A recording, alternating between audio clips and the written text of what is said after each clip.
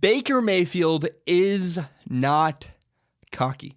I see this everywhere. Baker Mayfield's cocky. He's arrogant. He's full of himself. This and that, all these things. No, it's an argument. I'm going to win this argument, I think. It drives me nuts. Baker Mayfield may be fiery and he may be passionate. He's the guy that cries after a big loss. He will scream when he makes a touchdown. He's excited. He's fiery. He's passionate. And most people don't want a quarterback like Baker Mayfield. They don't want a quarterback who's loud and boisterous and wears his emotions on his sleeve. I understand. But most people also want quarterbacks who are taller. Most people want the 6'5", 225 stereotypical quarterback. Part of why Baker Mayfield has gotten this far is because of his personality. The same reason people don't like him is the same reason that he's made it and that other people do like him. Can't have it both ways.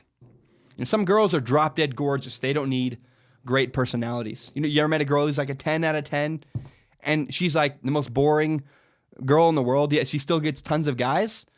It's because for some people, the eye test is all that matters. They go eye test first, then they judge you on everything else. I don't know. I think I've cracked the code. I understand that personality is far more important than your looks. I know I would only say that because I'm like a 6 out of 10. You got to tell yourself personality is best when you're not the most attractive. But I say that mostly jokingly. Kind of a dig, kind of a joke. Look at Joe Flacco. Look at Carson Wentz. They are the stereotypical 6'5" quarterback that passes the eye test. They're huge. They have a big, strong arm. Like Josh Allen, guy from Wyoming, passes the eye test. And this helps you in 8th grade, in high school. At some colleges, that guy, the guy who passes the eye test, he gets the benefit of the doubt. That guy has an easier time at these earlier stages. When you're in 8th grade and there's a 6'6" quarterback and Baker Mayfield's 5'5", the 6'10", the 6 whatever guy, he's going to make it. He's going to get the nod.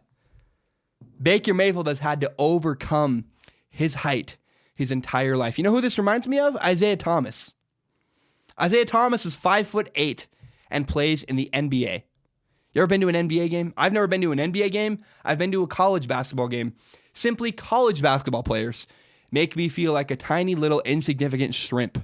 It's like, man.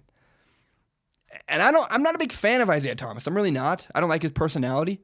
But if you take away Isaiah Thomas's personality, he probably would not have made it to the NBA.